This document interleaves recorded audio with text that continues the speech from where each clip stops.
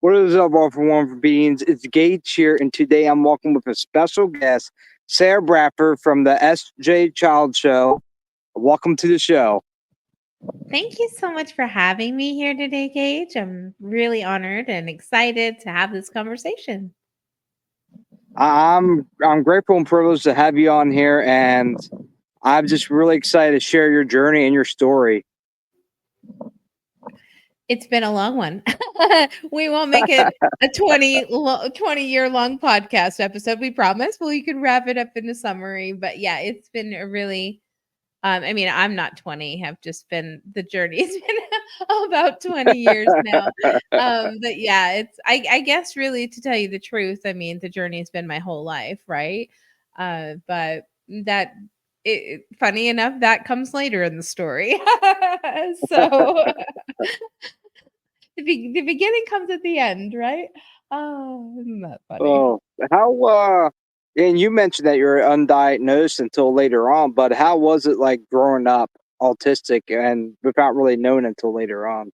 Yeah, looking back after I did get my diagnosis, it took me, I thought I was going to be like, oh my gosh, guess what, everyone? I'm autistic and all this, but it really hit me, I suppose you could say. And it took me time to reflect and think about, I was an only child, and that tended to be a lonely existence. My parents got divorced when I was in like second grade, and they moved to different states. So I had to move back and forth.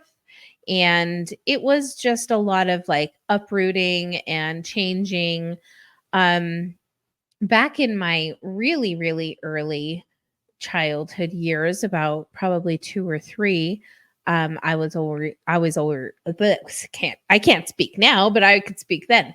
No, I was reading already and like singing and memorizing music. And so from the stories that I remember, and I had an uncle that would call me Super Sarah, and he was just amazed by all of these things I could do as this little toddler. That was an insight that gave me um kind of direction, I suppose you could say, in finding relatability with my own daughter. And she was the one who really made me think, okay, this person, although is so much different than me, had so many characteristics and traits early on that I also had. So, what does that mean for me? So, that's when that happened for me. I was 45 when I found out. And yeah, but growing up, I always felt kind of like I kind of say that I was like a unicorn in like a horse, you know, group of horses. I was always different and spreading my glitter around and getting it on people and all of those things. And I just had a tendency to always be, I like to say, extra without the extra H on the Sarah. So yeah, it always just was.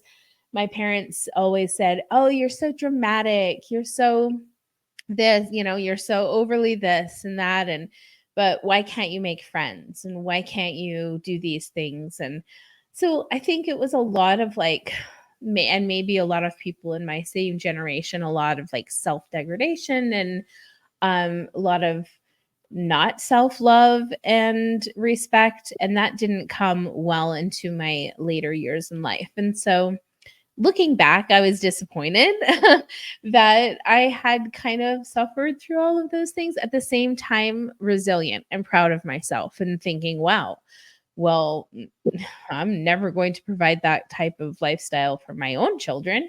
And it's not like my parents could have done something different. They didn't have the information. So they did the best that they Yeah. could, and the best that they thought they were doing. And I love them both so, so very much. I would never, I I'm so fortunate to, I think, have the mindset and the growth in my mindset to be able to make changes and not be disrespectful or saying, you did it wrong and I'm doing it right my way. I'm just doing it my way. And that's not right or wrong to anybody. It's just mine, you know? 100%. I agree, and that is a beautiful journey, and that kind of explains it very well. You put it in a good way, unicorn spraying your magic on everybody, Yeah. It's funny how and that it's and that I think that's how autism is. It's different. It's not like everyone else expects you to be exactly like everyone else. But I think the people that changed the world were autistic. Albert Einstein, Tesla. All these people that have made great changes in the world were autistic, and there has to be some differences. And the people that stick out are ultimately people of autism or completely different than that other person. Yeah. So I think it's very important that the world has that. No, I completely agree. And one of the most exciting, I think, things that has happened for us in our life is our diagnosis, especially for my husband and I, when we're really great friends anyways when we met, and we were friends for quite some time before we even thought, oh my gosh, he's kind of cute or anything like that. And so once that happened, we have been together now for 20 years, and we love each other so much, and we just like love being friends and love spending time together. And it always made me question, well, how can I like appreciate and love him so so much? And he's so different than me on the outside. We have different hobbies, different, experiences, everything. But really intellectually, we make each other better. We complete one another in ways that I could never imagine. And having the understanding that we're both autistic made it seem even closer. And it was just really a beautiful, beautiful thing. I love that, and I agree 100%. Having differences and different hobbies and challenging each other, that's how you grow as people, and especially in relationships. The best relationships are ones that push each other, that don't like, they're like, oh, it's okay. Like at times that can be good to support one another, but you got to ultimately push each other, not be afraid of that. Mhm. And that's the Absolutely. best way to relate. I'm not in a relationship, but from what I've seen, that's always the best route to go. Well, and I hope it's okay that I say this, just did a presentation for the World Autism Conference for the US Autism Association on late diagnosis and lasting love, and how I'm using my diagnosis as, sorry about that, as a communication Okay. tool for my marriage, and how it exemplified what we already had, and made it so more understandable for one another. And it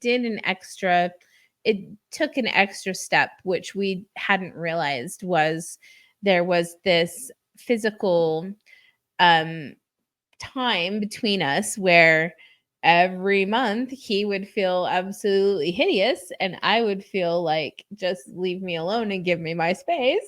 And there was never an understanding that I was actually in like sensory overload, and that any kind of input that I was having was absolutely taking me, out of control into a meltdown. And so it was finally then when we had the ability to see it in our children, and understood completely what it was when they were in sensory overload, to then kind of, you know, put it over one another's problems and say, oh my gosh, that was this thing this whole time. This whole thing you were always feeling bad about had nothing to do with like intentions. It had everything to do with our biology and our autistic sense of, yeah, being overloaded by our environment. It's beautiful, especially after you get diagnosed and learn more about autism. Like you're like, oh my God, that makes so much sense now. Like looking back, I'm like, okay, that makes a lot more sense now. Being older and really understanding a little bit more about autism and what was going on with me. Absolutely.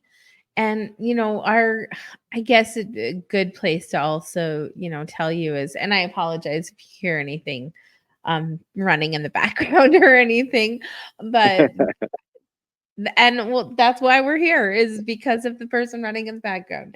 No, but really he started our journey of our perception of what autism is.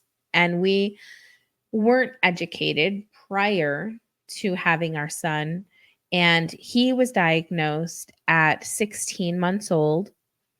And he is profoundly autistic. He's also twice exceptional, profoundly gifted. And we realized right away he was reading at 1 and writing at 2, but he was non-speaking until about 4. And I had done at the time I had been a medical paralegal, and so I had done so much research, and I was just researching and all of these things, and why are doctors saying gluten free and da da da, just all of these things. And I mean, 12 years ago, over a decade, there just wasn't as much information. And yes, there was just as much autism, but there was not as much information available in this form and others on the internet. And so, of course, reading books and doing all the research I could. And I also, really delved into neuroscience and really began to kind of understand Than they do the now. functions. You got me? Yeah, I got it. Kind of froze a little bit. Oh, it does that, doesn't it? The internet, dang Yeah. it. Oh man. But I really like looked into the neuroscience and understood more. And so then I really we started kind of um putting kind of this more uh a better perspective of how we could help our son who wasn't communicating with us, but was doing these incredible math problems all over the house and writing things that he'd seen out in the world. And we recognized that he had a photographic memory and he was just recreating everything that he ever saw. And so it was overwhelming and exciting, just so exciting at the same time. And so we of course, started early intervention. We were really lucky enough to get such an early, diagnosis and start on it, really, as so many people have to wait so long these days. So we got that. And then he went through preschool, and preschool was great. Teachers were great. Kindergarten was wonderful. And then in first grade, they told me they were no longer going to be able to teach him, and that they didn't have a place for a kid like him. And it was pretty devastating that I could go to my, neighborhood public school and they would turn me away and my child. Mm. And it was all because he was doing algebra in first grade, and they said, "We can't handle that." Even though I was thinking, "Well, don't you have 6th graders in this school? Like, can't you Yeah. provide the curriculum from other grades or anything?" But they were unwilling to budge and unwilling to provide a support. So it showed me right away that this was gonna be a very hard, isolating journey that I was gonna take myself. So I began the homeschooling self journey on my own, and I found enough education and, at the time, DVDs that I could provide for him that had so much information. He was speaking multiple languages at 6 or 7, and um, at 8 years old, no, I guess that we did try another first grade, and he left the second day of school, and a teacher found him out on the street and brought him back to the school. And after school, They didn't call me when it happened. They waited until I got there to pick him up, and they said, "He was so bad today." Oh my gosh. Like, you've got to be kidding me. Okay. This, like, he literally has no reciprocative communication skills whatsoever. He has no idea how to ask for help. He has no idea this is a brand new school. You should have had someone there by his side every second of that day. Why? It's the second day of school. Why would you leave him alone in the cafeteria? And he just had no idea what was going on, where he was at. It was horrible. So my husband was like, where no school gets two chances to lose our child. So that's not happening. So we took him home, and then, when he was being diagnosed, I was pregnant with my second child.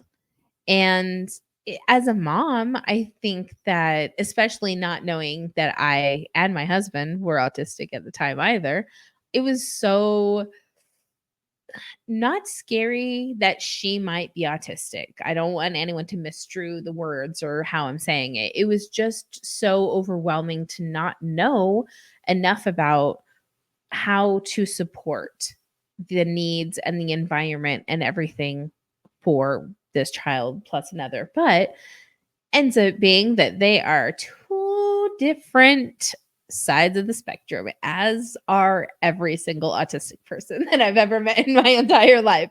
And, she is like this super fast talker, super fast, like, action. Like, she's sews when she's 5 years old, and she's an incredible archer, an incredible runner, and just all of these things that I'm like, oh my gosh, like, I've birthed Wonder Woman. And so what? But she was so different from me in that she's very reserved and more shy, and observes things as I'm outward and loud and silly, and all of those things. So it's a neat dynamic to have. And now I find myself, she was diagnosed when she was in third grade, when she was maybe second grade, when she was 8, by the school psychologist, because when COVID happened, both kids, luckily DJ was already on online school. And so when I brought her home, the school sent a psychologist to our town, and we had her tested. And at the time, we knew that she was dyslexic, and kind of figured maybe she's autistic and maybe she has ADHD as well. And then he was like, yeah, definitely ADHD, autism and dyslexia. But she's overcome so many obstacles as far as, like, just, in her dyslexia and learning and in school and things. So I'm always so proud of to see how incredibly strong she is and resilient in those ways. It's amazing. But yeah, it's so there, kind of in the middle of that, my husband is got his diagnosis. In fact, we had taken DJ to get an IQ test done when he was 8 years old. And at the time, the guy said, well, I can't give him an IQ test. I can tell you is using 99% of his working memory. And he's doing 10th grade math at 8 years old. So he's basically this high school kid stuck in an elementary kid's body. It was pretty crazy. But luckily, like, we had great tutors and things to help him through a lot of those tricky times that were hard for me. Like, I'm not a professor or a math teacher. So yeah, those were tricky times. But no, it all really concluded, when I was kind of evaluating all the work I was doing as a mom, as an advocate, and decided, okay, well, I'm going to turn this into something more. I'm going to make my voice louder. Is that kind of how you got your podcast going? So I guess I did do something in the middle of that. And that was right, only 7 children's books, you know? So yeah, and I won't show you, like, I won't read them all to you or anything, so don't worry, audience, I'll just give you a little glimpse, but, they're all about special needs, Down syndrome, dyslexia. This is an ABC book my daughter actually illustrated when she was 8 years old. She's a really great illustrator, so I wanted to support her wanting to make a book with me, a book about anxiety. And there's another DJ the Bear book about autism. And this is a special book about DJ's relationship with Santa Claus. So it's a really neat story. Oh, I love that, and the children's stories, and it kind of helps them understand a little bit better, Yeah, through stories. exactly. And I took them at the time, didn't even, know that Anna was autistic, but I had taken all of the books to her second grade class, and I went to parent teacher conference and said, "Oh, I hope the books are okay." And she said, "Are you kidding me? The kids fight over who gets the books. They love the books. Plus, now those kids, hopefully take this information and have it throughout their lives of how they can support somebody that might be neurodiverse." Um, and it just made it really special to know that a part of our story, it will be out there forever in this form of book. But I was going on podcasts promoting the books, and then somebody said, "Oh, Sarah, you should do your own podcast." So I incorporated the SJ Childs is the author name, the pen name of my books. And so I took SJ Childs and I created a host and a podcast out of it. So that's how the show became itself. And it's been 3 years. I just released episode 291 this week. And I have had hundreds of amazing autistics come and share their stories. Some that are non speaking, that have shared through their devices and have shared through translators from other countries. Some who have been with their sibling because they are on the more profound autistic side and didn't speak for themselves. And it was such an honor and a pleasure to just have them share the space with me and want to be there. It's just like it makes your heart just like it's crazy. But and of course I've been lucky enough to have the amazing people like Temple Grandin and Danny Bowman from Love on the Spectrum, and a couple another guy, Devin Morrissey from Love on the Spectrum. Just some amazing people. Obviously I'm not going to name all 200 of them for you, but Yeah, we'll yeah. have a whole list. Yeah, it's crazy. It's crazy. It's amazing. Please go check it out on the SJ Child Show. But really, it's opened up so many amazing opportunities. I decided to start a business.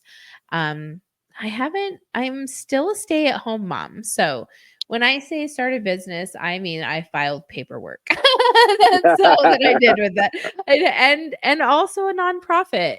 The same thing though. I'm just kind of in like my baby phase, and I am my infancy stage, and I haven't really done anything with it, but it's there and I plan to.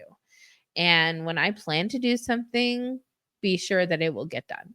So I'm excited about that. And I'm rebranding. I'm rebranding the SJ Child Show logo and the SJ Child's logo itself. So I'm getting a new website and everything. And oh my gosh, it's all so exciting and really helps to um give me that like one place to be, because my website right now is amateur hour Canva style. So whatever works, but yeah, it's been such an incredible journey. And being able to I don't know if you've heard of the Global Autism Project. It does sound familiar.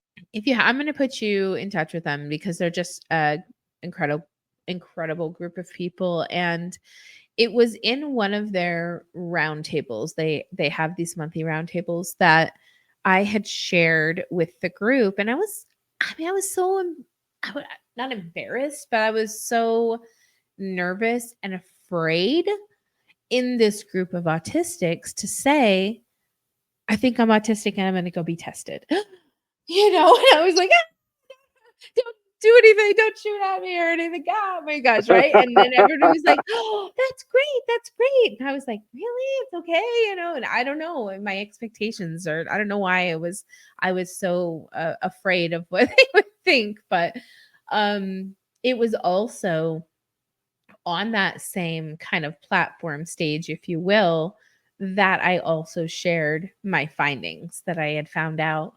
And I have made some like lifelong friends in that space. And that's how a lot of the global events and some of the global speaking uh, things that I've been able to do have happened. And what amazing opportunities when you can reach the places in the world that, number one, I may never be able to put my feet on the soil of that actual place, but I can make a change and an impact by my voice, just speaking to them and giving them ideas and on strategies and successes that I've learned along the way. It's incredible. It is a very powerful thing to do, and it's crazy how those opportunities arise. It's never something we expect, or even the goal, the main goal. We're just raising our voices, and just even if it's just one person, just bring that awareness, and maybe it'll help the next person. And the Yeah. information we get, it's truly amazing, and especially now, like once you understand more about yourself, like diagnosis can be a very beautiful thing, and with information you can learn more about yourself through these things, and it's just incredible. And the responses you get from people and the connections you make, it's nothing that you can even imagine. Oh, that's so true. So, so true. And I've never received any bad responses to my own personal work or my like my podcast or my maybe one of my books got a bad review, but you can't please everyone. No, you can't. But you got to handle some of that sometimes, and maybe one on my podcast one time. But I think that overall, the just amazing things that have happened, being able to train my own local police department with our local autism council, and knowing that my own personal stories were going to be able to shape the perspectives of that community's officers and service providers.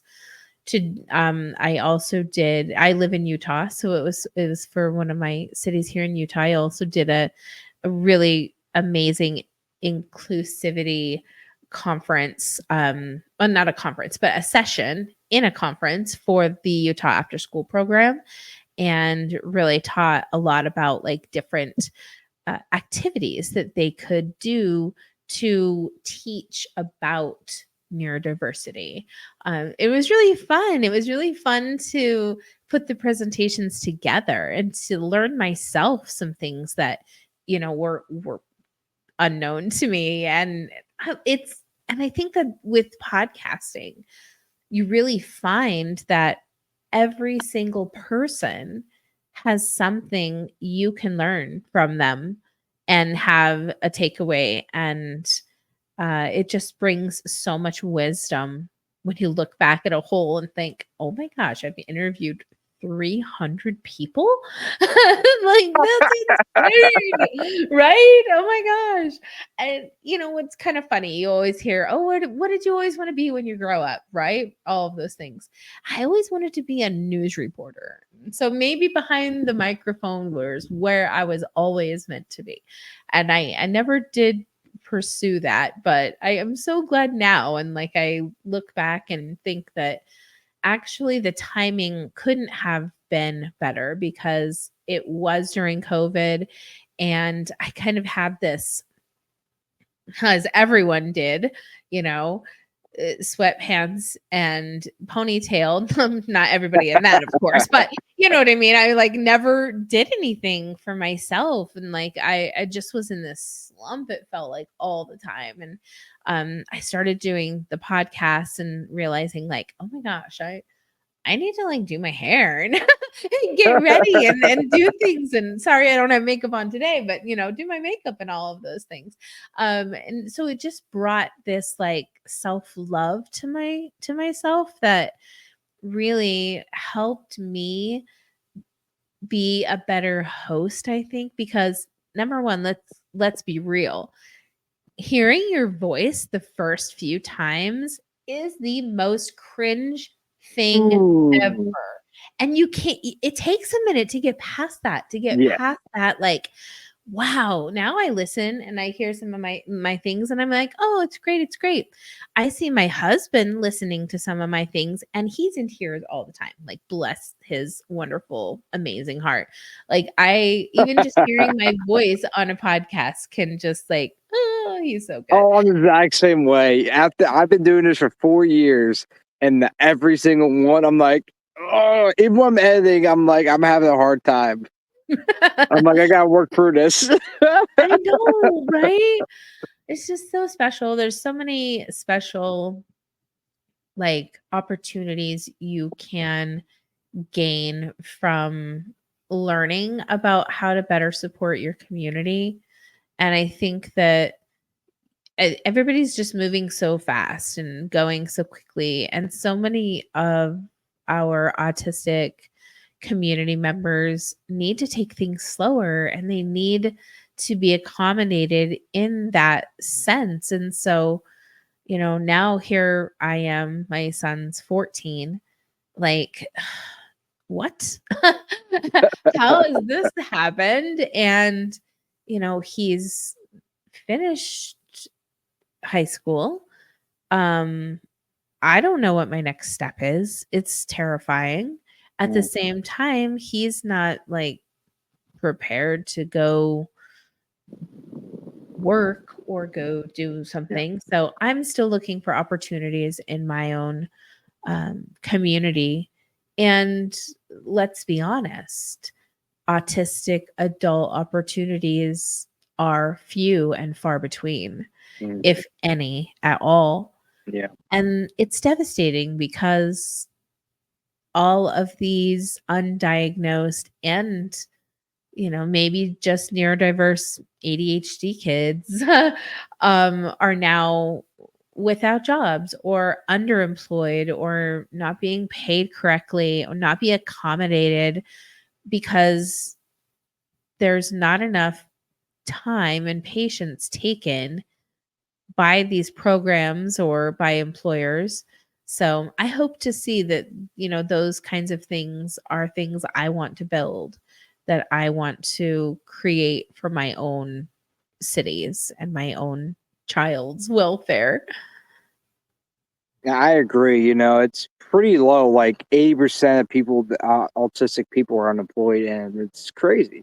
You know, it's not like we don't have a lot of gifts to offer. You know, it's hard, too hard for them to like try to find those gifts. And I think there needs to be more patience, like you said. There's needs to be more patience to utilize their gifts, you know, in the best way. I have this friend that's autistic, and she paints for a living, and it blows my mind every time I'm looking. I'm like, wow, that is incredible. That literally could be an art show.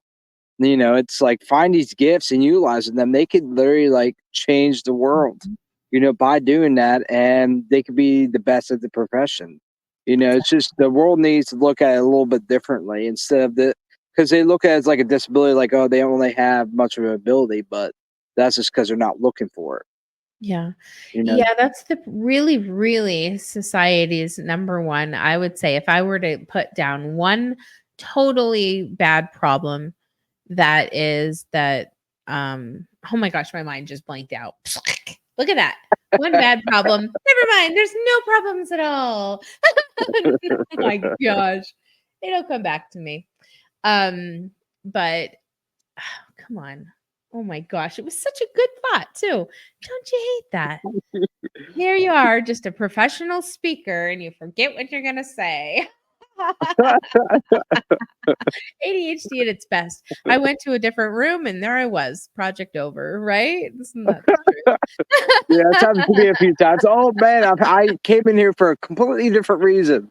Oh my gosh. Okay, okay. I'll get back on track somehow. But yeah, it's there definitely aren't enough opportunities, and I think that, as I'm looking at, like, okay, well, what can we do? What are Mm, some skills that we have that we can do? I don't want him to just work at a grocery store. I want him to be able to yeah. use his ridiculously computerized brain. In fact, one time I had asked him, Gage, it was so funny. I hope he comes in so you can meet him, actually, so you can really get the full DJ experience. But one day I asked him, like, is there anybody smarter than you, DJ? And he said, yes, AI. AI is smarter than me. I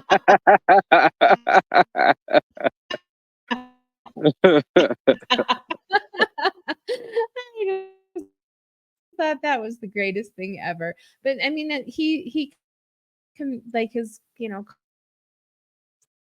constantly doing languages abilities. Like, for the longest time, he was and I it's really hard for people to understand, because you say, oh, he speaks this many languages, and people really think that he can be like, hola, como está, da, da, da. But that's not the case. The thing of DJ's learning experience is that his memorization comes in the understanding of, he can identify text by audio, he can identify text by visually seeing it, or, if, like I said, if it's spoken or something, but he can't necessarily just speak every word in some alphabet that he has only seen. You know what I mean? He Oh doesn't yeah. know like a bunch of words for everything, but he literally knows, and for the longest time, 130 languages. Is, I would say, DJ, how many languages are you working on? And he would say 133 languages,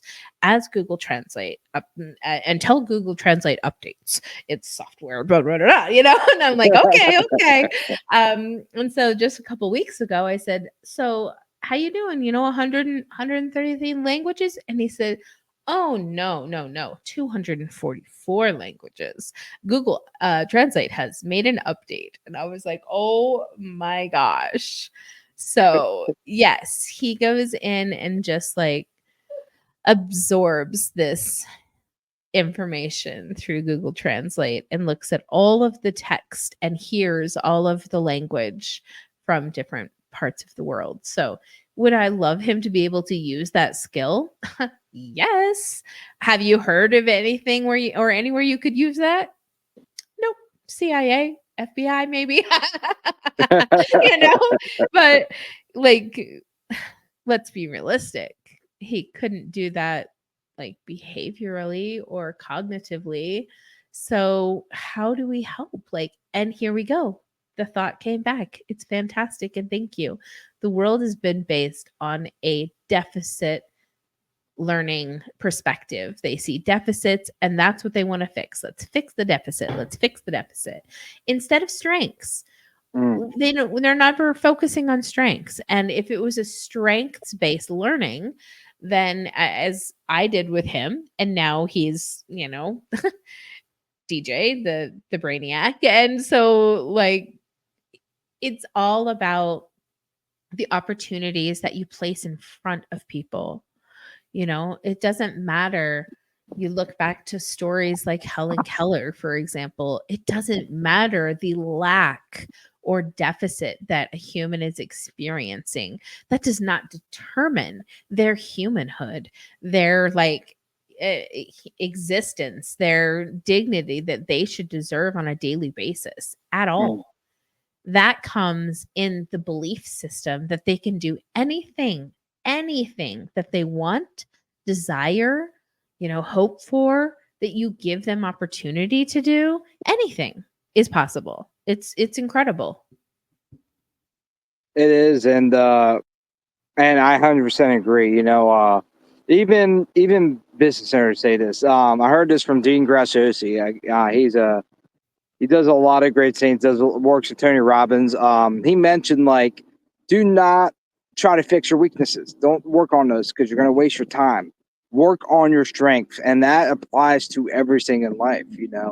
Like if you work on your weaknesses, it's going to take you longer to improve on what you're already good at. So it's just best to really work on your strengths, and that applies to people that are labeled disabilities, that have disabilities, and there's a lot of strengths we have, and we work on our weaknesses. We're going to be here all day, because it takes time. But our strengths, we can skyrocket and we can be the best at what we're doing, whatever gifts we have with art or creating a project or whatever it is.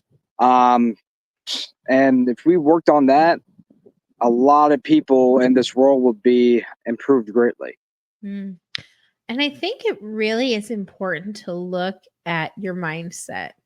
And maybe that's what makes me different, is to have this different type of mindset. But I feel like I can personally, and I don't want other people to impose this on their own selves and feel bad that they can't do this. But I feel like all of the challenges that I've faced in my life, I've overcome in the like kind of like oomph that I'm gonna do it. And especially if you tell me I'm not gonna be able to, then I'm gonna double do it. And then I'm gonna just be like, haha, look at it twice, right? And that's always been something for me. And it was interesting because we were talking about at the very, very beginning about, things when I was growing up. And one thing I really don't ever talk about, and it is really a big part of how, I guess, if I could have been my own mother, I could have seen now with this knowledge that I was autistic. And that is that I have a physical difference, and my kids do too. We have these little ears, and it's called outer ear macrotia. And they're just little tiny, like mask wearing was atrocious for me. I could hardly ever do it. It was just like not, I was not made for a world of wearing masks, I'll tell you what.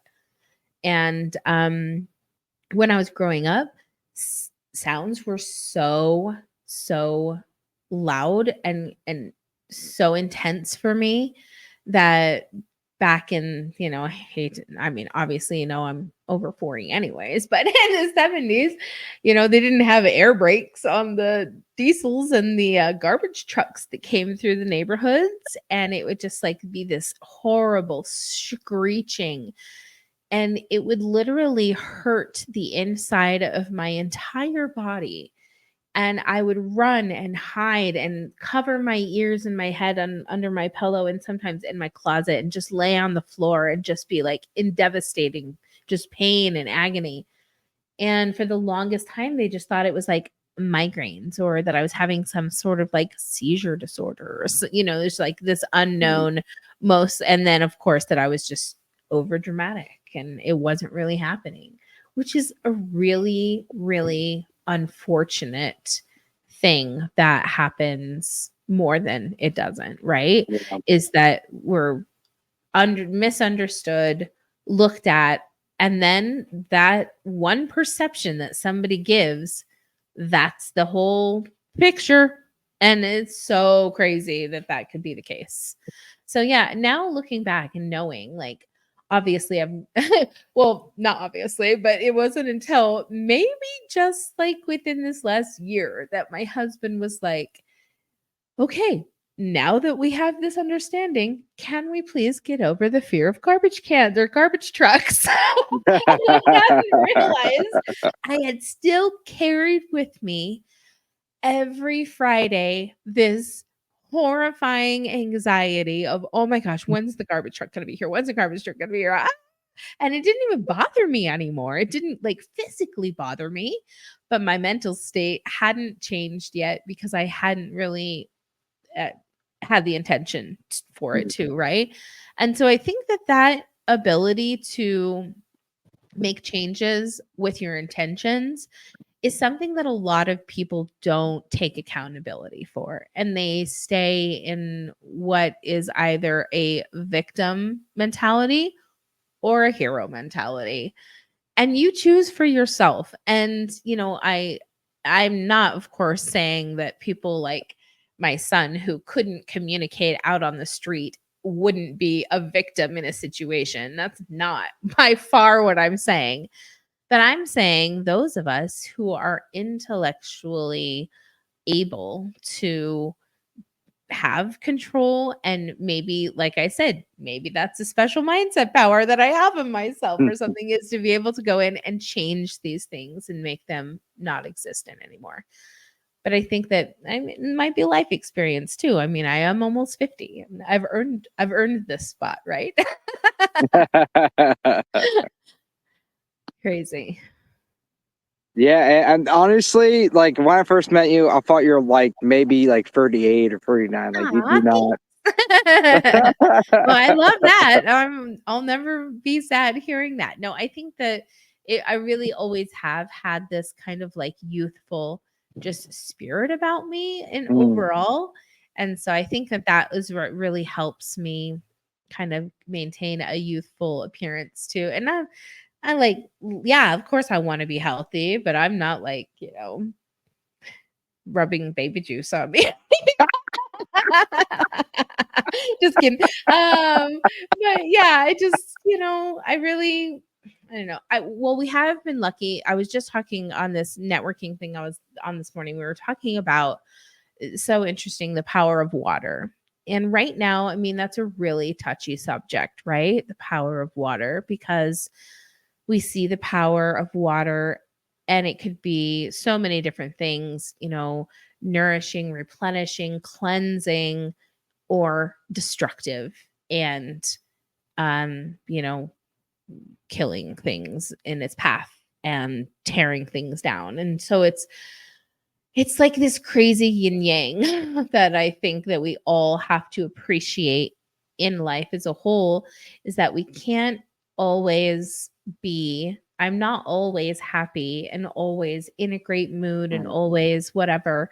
Like, I'm a human and I have days where like I have learned how to communicate effectively, so I don't like yell or say rude things to people or anything. Like, I'm a classy lady, but I do, like, it's, I think that sometimes with a platform or being kind of a community pioneer or leader, people have certain ideas that you're just what your profile picture looks like all the time, which is yeah. this free photo shoot that I won at a networking event that was like a $1,500 photo shoot I never could have afforded in my whole real life. Okay. Let's be honest. It is the fakest, realest me ever, right? Because it was really, but I would never have been able to have done something like that had I have not had such great karma and won this amazing event. So yeah, and but it really it's just, it's hard for people to maybe humanize people sometimes when they think they have more, or that they maybe have less than the person they're looking at or judging. I don't And mean you're it. exactly right. It's like, for example, a sports athlete that make millions of dollars. Like we naturally can dehumanize them a little bit because, like, oh yeah, they're making these millions. They're, what the hell do they know that compared to us? And or it could be someone that's wealthy. It's like they're still humans. They still go through some emotions we do, and they're seeing these things we're commenting and talking about, and it's like when we look at people and we don't know them personally, and we're just looking more like a photo and thinking, oh, we have our own assumptions of what they're doing and how they're living their life. It's we kind of dehumanize them and forget, oh yeah, these guys are just like us. They have a heart, they have a brain. They go through all these human emotions. Um, and I think that's been, especially social media, that's been kind of an issue. And I think it's kind of bringing awareness, like, you know what, these guys are feeling the exact same ways we are, Mm. and they're going through the human condition, the human experience. Yeah, So it's be kind, I because love you that don't you know said what that that. person's going through. And that's so interesting. It brought back a memory for me when I was 20 years ago. I left being a paralegal for a little while and went to massage college and became a sports masseuse and went and worked for the Utah Jazz for their chiropractor. And so I was able to kind of see, and I was not a basketball fan, fanatic fan, so to me, every time they would come in, it was just like, yes, I get to work on this athlete and this is amazing. And but them as like who they were, who they thought I was gonna think they were, was not the case. I was like, I don't have any idea who you are, but I'm gonna work on that calf, kind of a thing. So it was, yeah, it just really, it just gave me just like you said, it gave me this inside look at how these guys could still need the same kind of human care, touch, compassion, everything, dignity as anyone else. Like one of my roommates back in the day was like obsessed with one of the players. And so he had left his beanie at the shop, and my boss was like, yeah, go ahead and take it. He's not going to miss his beanie, And so I took it home to my roommate, and he was just like, oh my gosh. And I just thought how funny that was. And I don't know if that's like but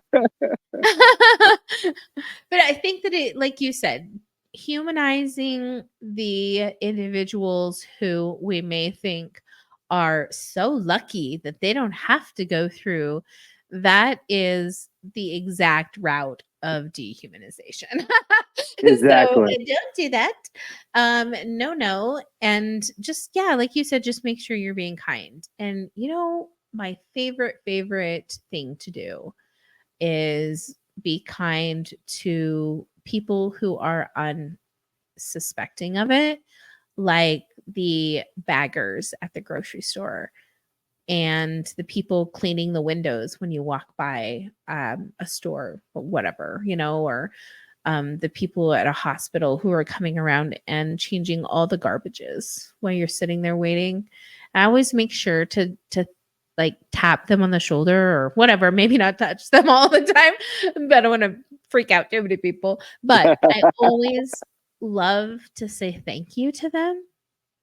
And that feeling that you get when it's like they realize that they're being seen and that they're being thanked for like Mm, this job that no one ever thanks them for. And let's be honest, they're making, you know, society go round just as much as the rest of us. mm, And I think it's so important that we stop what we're doing and we like see the people around us and let them know that we see them. And again, maybe that's just something that's a good skill that I'm good at doing. And so I like to implement it and feel like, and I'm not expecting anything back. So some people, it doesn't matter. But when you do get that, like now there's, one of the baggers at my grocery store. I've been nice to him for so long that he will do anything ever. If I need help with anything, he will run across the parking lot to help me if I needed it. Like one wave. And that's the kind of relationships that I have always set up for myself in my life. And I hope that my children see that and see that like doing good to others doesn't do anything but bring goodness back to you. And yes, they say the road to hell is paved with good intentions. Then I guess I'm on my way. But I don't you care. know, Like, I'll just shine light on everyone and make it yeah, happen. exactly. And I love, you're a light worker, and that's Challenge challenge me now. No, just kidding. Say I won't do it. No, but yeah, I think that it's, just like all of the exciting projects and things that I've been able to accomplish and achieve kind of on my own, if you really think about it, it's just like what's next. I'm ready for whatever's next and I'll be bringing it. So the events, more events. I guess that's what's next. More events. Oh yeah, and you had to delay it, but you're having an event coming up soon, aren't you? No, darn it. We were going to do it this evening. It's an ADHD panel, and I have two distinguished guests. They are both PhDs, Dr. Gilly Khan and Dr. Matt Zakreski, and they're both experts in the field of ADHD and neurodiversity and have totally different outlooks. So I was ready to hear this amazing, and it wouldn't even be controversial because they're both like silly and happy people, and like it would just be exciting and like fresh with information. Oh man, but it'll be coming up. We haven't rescheduled the date, but we'll make sure that everybody knows. So if anyone wants to go follow my page, you're welcome to do so. My maiden name is a little tricky. It is Sarah Gulliher Bradford is how you find me like on Facebook. Excuse me. But then of course you can just Google SJ Childs, Sarah Bradford. You can go to my website, which is sjchilds.org. And I'll be getting having a facelift, and I have kind of a cute little page on my website now that says open under construction. It has like a crane and everything, Oh yeah. so you can still go there and get all the information, but it is being upgraded to the most magnificent thing ever, which will have downloads and courses, the autism safety kits that I create that have vehicle. Do I have one close to me? Let me see. No, dang it. I make these kits that have stickers that say an autistic individual is on board. Please look at the uh, individual's profile within the vehicle. And then there's a profile that's filled out about the individual, that what their needs are. If they're non-speaking, there's also a PEC system, which is the picture exchange communication system in there for anyone that might be non-speaking, so that the emergency responders have a better idea of what needs to happen to help that car and that individual. So yeah, excited to get those back in circulation. I'm loving it. And I love the events you're having, and I think that all really helps with autism awareness and ultimately acceptance. Yeah, Having people I think information helps bring more awareness. absolutely. Yeah, the events have been amazing. I've had 5 now so far, and next year we'll have the International Autism Summit in April, where we invite international advocates from all over the world to come share their stories about autism in their communities, which is fascinating. And stigma means there's lots of stigmas out there still, and we really need to help support those advocates. And because I think us here in the United States have a lot of community with each other, and like abilities to I don't know, I get together, I suppose, whether it's like online or not. But I think our international advocates really need to have that friendship and rally around them, and let them know that what they're doing is so important and necessary. But yeah, and then whatever the numbers are for the diagnosis of autism in the US next year will be how we will do the play on words for whatever the name of the event will be, like the 1 in 36 mix. and the one before that was called the 1 in 44 tour. So we'll see what we have coming up in 2025, and then we'll be able to move forward and bring some more awareness, and hopefully have more successful events and panels, and yay, so much to Well, do. I really appreciate all you do. I watched a little bit of that, and it was just a credible experience. And I think it's going to help a lot of people, and it really has. I'm sure there's a lot of people that got a lot of information from that, and they're implementing in their lives. So I think it's Yeah. all good. Absolutely. And this year was great. We did 4 different days of 4 or 5 hours apiece, which was I think was fantastic. I really like the way it went this year. So I think we'll implement that again so that kind of everyone has time to have their piece heard or shared in whatever capacity that needs to be. So accessible for everyone and always inclusive. I really appreciate you coming on. It was a pleasure, and I just loved hearing about your journey, and it gives a lot of people a lot of information, and it's always good to hear about people's different Thank you. experiences because each one's very unique.